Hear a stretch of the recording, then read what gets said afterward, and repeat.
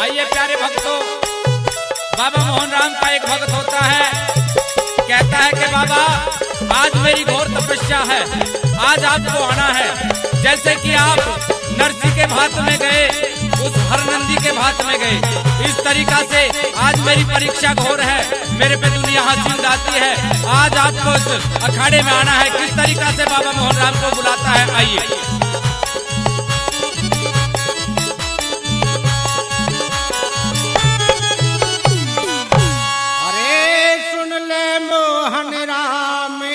दुखियारे की